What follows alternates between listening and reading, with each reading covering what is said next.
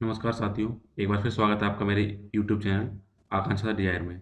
इस बेहद खास सीरीज में बात करते हैं करंट अफेयर्स की और साथ ही साथ करते हैं उनका एनालिसिस, जो कि यूपीएससी, स्टेट पीएससी के साथ साथ अन्य एग्जाम के लिए इम्पोर्टेंट है। तो यदि आप मेरे चैनल पर नए हैं तो चैनल को लाइक करिए, सब्सक्राइब करिए, कमेंट करिए, अपनों के साथ शेयर कीजिए और हाँ, बेल आइकन को जरूर प्रेस कर दीजिए, जिससे कि आपको मेरे द्वारा अपलोड किए गए वीडियोज़ के नोटिफिकेशन आ सकें। और यदि आप मेरे चैनल पर पुराने हैं तो इसे अपनों के साथ शेयर करते रहिए और इस डिजिटल प्लेटफॉर्म को और इस फैमिली को बढ़ाते रहिए। तो आइए सबसे पहले देखते हैं आज के प्रमुख करंट अफेयर्स। पिछले 2 दशकों के दौरान अरब सागर के ऊपर विकसित होने वाले चक्रवातों की आवृत्ति और उनकी तीव्रता में महत्वपूर्ण वृद्धि हुई है। जबकि इसी अवधि में जो बंगाल की खाड़ी है, वहाँ पे चक्रवातों की आवृत्ति है, वो क्या हुई है? कम हुई है। उसके कंपैरिजन में ज़्यादा नहीं बढ़ी है। प्रधानमंत्री नरेंद्र मोदी ने इनहैंसिंग मैरीटाइम सिक्योरिटी विषय पर संयुक्त राष्ट्र सुरक्षा परिषद में खुली बहस की अध्यक्षता की गई। इसके बाद संयुक्त राष्ट्र सुरक्षा परिषद द्वारा समुद्री सुरक्षा पर भारत की अध्यक्षीय वक्तव्य को पारित कर दिया गया है। प्रधानमंत्री द्वारा कृषि आय बढ़ाने में सहायता करने हेतु ताड़ का तेल उत्पादन पर नई राष्ट्रीय पहल घोषणा की गई है, जिसके अंतर्गत उन्होंने 11,000 करोड़ रुपए से अधिक के निवेश की पेशकश की है।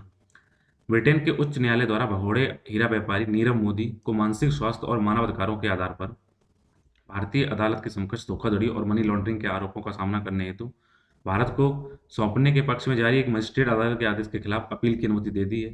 साथ ही साथ हम बात करेंगे अंतर्राष्ट्रीय सेना खेल की और बात करेंगे नेशनल स्कूल ऑफ ड्रामा की। आइए सबसे पहले देखते हैं उन टॉपिक्स को जो सामान्य अध्ययन एक से लिंक है। अगर हम इस बात की देखें, अरब सागर में चक्रवातों की आवृत्ति और तीव्रता में वृद्धि हुई है, तो टॉपिक का लिंक देखें तो ये भूकंप, सुनामी, ज्वालामुखी हलचल, चक्रवात आज जैसी महत्वपूर्ण भूभौतिक घटनाएं, भौगोलिक विशेषताओं और उनके स्थान आज से संबंधित है। अगर हम आपको देखें तो ये सबसे पहले आप देखिए, हमारा ये भारत है।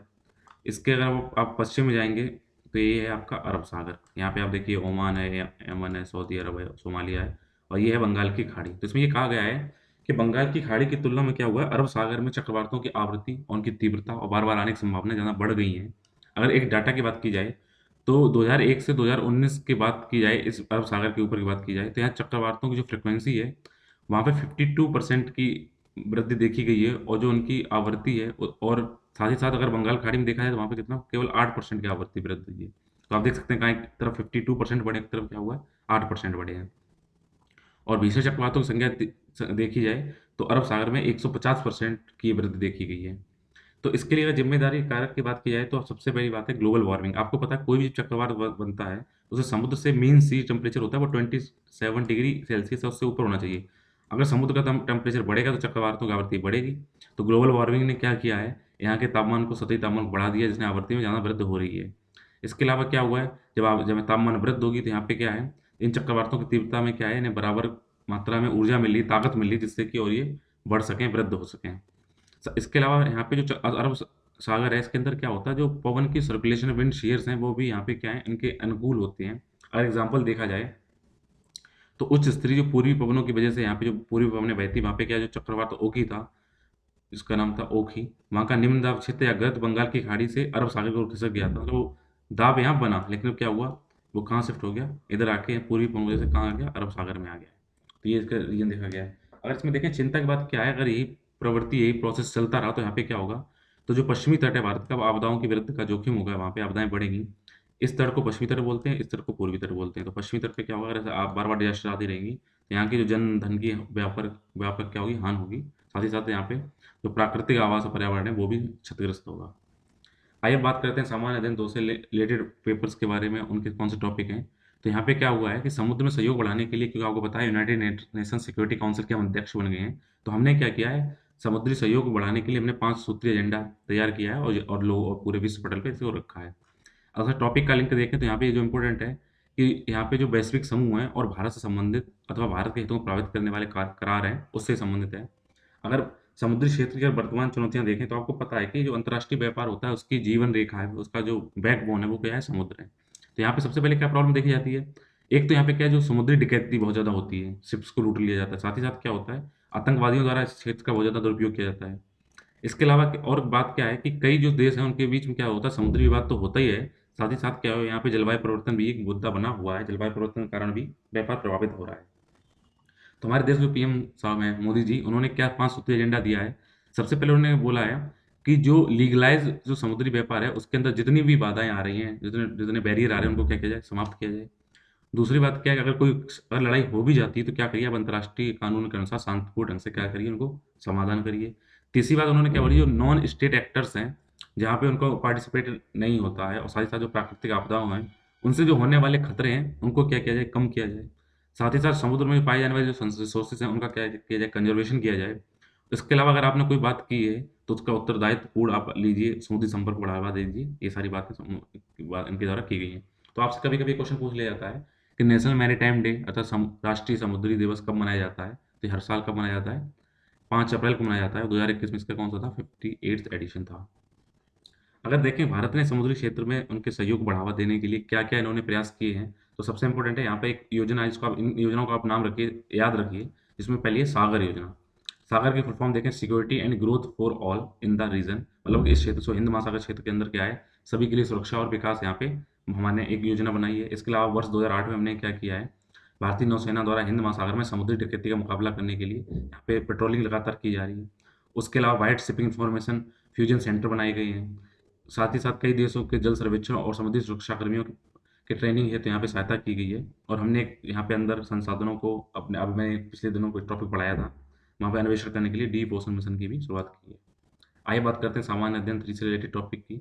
तो एक इंपॉर्टेंट टॉपिक है, आज आपने देखा हो सरसों के तेल की जो प्रेजेंट टाइम में जो महंगाई वो आसमान छू रही है, 180-170 रुपये केजी तेल मिल रहा है, कहीं कहीं 200 मिल रहा है। इसी को देखते हुए राष्ट्रीय खाद्य तेल मिशन को एक, उसमें एक नए तेल को जो है ताड़ तेल है उसके ऊपर फोकस किया गया है। और इसका टॉपिक का लिंक देखें तो ये क्या है, यहाँ पे ये है, आप भारत में खाद्य प्रसंस्करण एवं संबंधित उद्योगों से उनके महत्वपूर्ण क्षेत्र क्या है, कार्य क्षेत्र क्या है, स्थान क्या है, उनकी अपेक्षाएं क्या हैं, उनसे लिंक करता है। अगर इस योजना की बात की जाए, अर्थात national mission on edible oil, oil palm की बात की जाए, तो खाद्य तेल में हम क्या करेंगे, इसको इस योजना के द्वारा हमने कितना किया है, निवेश की बात की गई है, 11,000 करोड़ रुपए के निवेश की बात की गई। इससे होगा क्या, जो खाद्य तेल है उसमें हमारी आत्मनिर्भरता बढ़ेगी। साथ ही साथ क्या है कि हमें ताड़ तेल, हम उसका उपभोग ज़्यादा करते हैं, उसको हमें क्या करना पड़ता है, आयात करना पड़ता है बाहर। आयात मतलब बाहर से खरीदना पड़ता है, जिसके लिए क्या होगा, उसके क्या होता है, वो महंगी हो जाती है, उसकी कीमतें बढ़ जाती हैं। तो जब हम आत्मनिर्भर हो जाएंगे तो उनकी घरेलू खाद्य कीमतों पर भी क्या करेंगे, हम नियंत्रण ला सकेंगे। इसके अलावा टारगेट क्या रखा गया है, अगले 5 वर्षों में था 2025-26 तक क्या होगा, तो हम इसके घरेलू उत्पादन को 3 गुना बढ़ाकर लगभग 11 लाख मीट्रिक टन कर सकते हैं। अगर इस योजना के लाभ की बात की जाए, इसका क्या इंपॉर्टेंस है, तो उसका वही इंपॉर्टेंस है कि ताड़ तेल में उत्पादन को अगर हम मोटिवेट करेंगे और प्रोत्साहन देंगे, तो क्या होगा, हमारी आयात की निर्भरता होगी वो क्या होगी, कम होगी।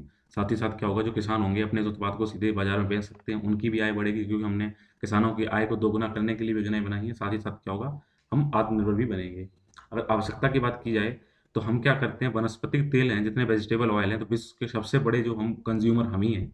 और ताड़ तेल की अगर आयात की बात की जाए, तो कुल जो वनस्पतिक तेल हम आयात करते हैं उसका 60% हम केवल क्या करते हैं, पाम ऑयल को ही क्या करते हैं, यहाँ पे आपको इम्पोर्ट करते हैं। तो ये देखिए, ये ताड़ है, उसके ऊपर इसके बीज हैं, उससे ये तेल निकाला जाता है। तो ताड़ तेल की अगर इंपॉर्टेंस देखें तो प्रेजेंट टाइम में क्या है, सबसे अधिक खपत करने वाले हम वनस्पति तेलों के हम अपना भारत है। साथ ही साथ अगर इसका उपयोग की ताड़ तेल की बात की जाए, खाद्य के अलावा कहाँ यूज करते हैं, हम डिटर्जेंट, प्लास्टिक, कॉस्मेटिक जो चीज़ें होती हैं उनको बनाने में, बायोफ्यूल बनाने में इसको बड़े पैमाने पर उपयोग किया जाता है। अगर ग्लोबल लेवल की बात की जाए, तो ताड़ के तेल के जो शीर्ष उपभोक्ता हैं वहाँ भारत है, चीन है और यूरोपीय यूनियन है। आइए बात करते हैं भगोड़ा आर्थिक अपराधी, फ्यूगिटिव इकोनॉमिक ऑफेंडर। जो आपको पता है कि जो अभी हाल ही में नीरव मोदी जी जो क्या है, हीरा व्यापारी हैं, वो भाग गए हैं, तो उन पे अपराधी चला है। तो इसकी कुछ मिसअंडरस्टैंडिंग भी है, कुछ कई बार होता है कि अपराध क्या होता है, क्या डिटेल है, तो इसकी बात की गई है। तो इसका अगर लिंक देखें तो ये धन शोधन और उसे रोकना, जो ब्लैक मार्केटिंग है उसके बारे में बात की गई है। तो इसमें अगर देखें, सबसे पहले देखते हैं कि भगोड़ा आर्थिक अपराधी की परिभाषा क्या है। तो कोई भी व्यक्ति अपने देश के अंदर, भारत की बात की जाए, जिसके खिलाफ कम से कम क्या हो, 100 करोड़ रुपए या उससे अधिक के उसने कोई गबन किया हो, उसके ऊपर अपराध लगा हो कि आप मतलब 100 करोड़ से नीचे होगा तो अब आर्थिक अपराधी नहीं बनेगी। क्वेश्चन यूपीएससी में आ चुका है पिछले 2 साल पहले। तो यही है कि आप 100 करोड़ रुपए या उससे अधिक के अगर कोई अपराध करते हैं तो आप आर्थिक अपराध होने के उसमें शामिल हो जाते हैं, जिसके कारण आपको क्या करता है, आपके खिलाफ क्या होता है, वारंट जारी कर दिए जाते हैं। और कानूनी कार्रवाई से बचने के लिए क्या करता है ऐसा इंसान, जिसने 100 करोड़ या उससे अधिक की हेर फेर की है, तो उसके खिलाफ जब वारंट जारी हुई तो वो क्या करेगा, देश से भाग जाता है उससे बचने के लिए, भारत से। तो जो भारत से भाग जाएगा उन्हीं को बोलते हैं भगोड़ा आर्थिक अपराधी। तो 100 करोड़ का पहले आप गबन हो उससे अधिक का, और फिर वो देश से भाग जाए तो वो हो गए भगोड़ा आर्थिक अपराधी। तो अगर इंडिया में बात किया तो चार जो आप इनको देखिए हैं, मेहुल चोकसी, नीरव मोदी, विजय माल्या और ये ललित मोदी हैं। इन्होंने क्या, आईपीएल के जनक हैं, ये इन्होंने आईपीएल इन्होंने स्टार्ट किया था। अगर आप ये देखिए कि किस प्रोसेस के द्वारा जो आर्थिक अपराधी जो होते हैं, उनको भगोड़ा आर्थिक आर्थिक अपराधी मतलब अगर 100 करोड़ से अधिक का आपने गबन किया है, हेर-फेर किया है और आप देश के अंदर, तो आप आर्थिक अपराधी हैं। लेकिन अगर आप भाग गए तो आप भगोड़ा आर्थिक अपराधी हो जाएँगे। तो किस प्रक्रिया के द्वारा इनको भगोड़ा आर्थिक अपराधी घोषित किया जाता है? सबसे पहले क्या होता है कि जो जाँच एजेंसियाँ होती हैं, वो क्या करती हैं, धन शोधन निवारण अधिनियम है हमारे यहाँ पे, मनी लॉन्ड्रिंग एक्ट है, उसके तहत क्या करती हैं, सबसे पहले एक स्पेशल कोर्ट बनाती हैं। उसमें ये आवेदन डालती हैं कि इन्होंने ऐसे-ऐसे 100 करोड़ से ऊपर का इन्होंने गबन किया है, तो उससे क्या होगा, तो उनकी संपत्तियाँ होती हैं, उनको क्या होता है, और उनके जो व्यक्ति के जो ठिकाने होते हैं, कहाँ वो ठहरते हैं, उनको सबसे पहले पता किया जाता है। फिर उसके बाद में क्या होता है, जो स्पेशल कोर्ट होती हैं, तो वो जब पता कर लेती हैं, तो उनको क्या बोलती हैं, जो लोग हैं जिन्होंने ये गबन किया, उनको क्या करती हैं, एक आदेश जारी करती हैं कि आप इस जगह पे, इस टाइम पे आप वहाँ पे प्रेज़ेंट होने, आपको नोटिस जारी हो जाता है, आप वहाँ प्रेज़ेंट होइए।